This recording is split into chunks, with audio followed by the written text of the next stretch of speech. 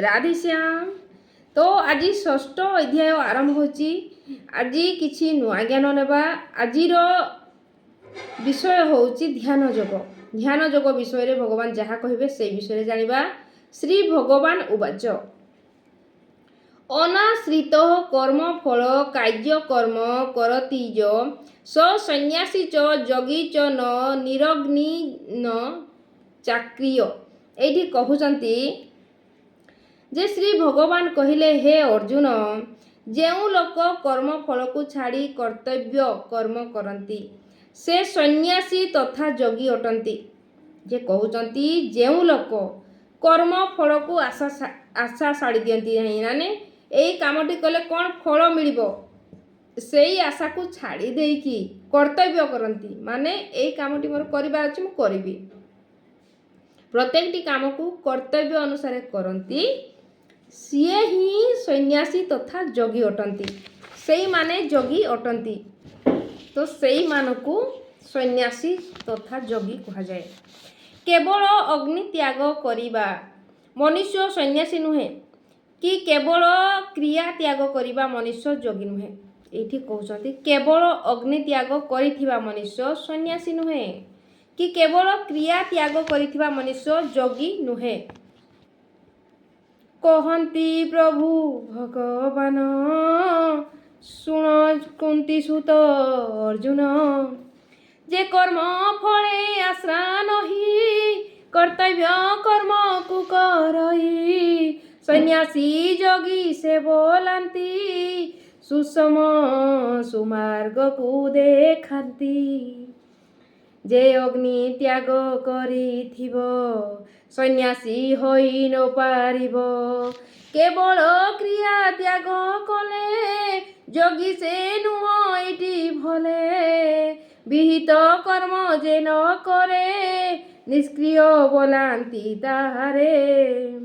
जेहु न करे यज्ञ हम निरग्नि बोली ताकू जान। एठी कहउचंती हे अर्जुन, खाली जेउ मनीष कर्म को आशा करिकी कर्म करिवो सी कर्तव्य नुहे। कर्मर आशा को छाड़ी देकी जे ए कामटी कले कौन फल मिलिबो कि न मिलिबो सेई आशा छाड़ी देकी निजर कर्तव्य को करिवो, निजर काम को सबु बेले करिवो, सेई ही योगी अटे, सेई ही सन्यासी अटे। केवल खाली अग्नि को त्याग कर देइची से सन्यासी हे जिवो सेमिति नुहे कि केवल किए क्रिया त्याग कर देइची कौन से काम को त्याग कर देइची सीए योगी हे जिवो सेमिति मध्य नुहे। जे निजर कर्तव्य को करिवो सेई ही योगी सेई ही सन्यासी अटंती। एठी एई प्रकार रे भगवान कहउचंती जो सन्यास मिति प्राहुजय तो विधि पांडव न हास्य न स्तव संकल्प योगी भवती कश्चन।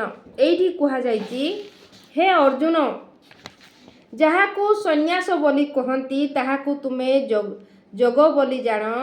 अर्थात जे सन्यासी से योगी से संकल्प फल कामना त्याग न कले ज्ञानी हेले मध्य योगी बा सन्यासी नुहे।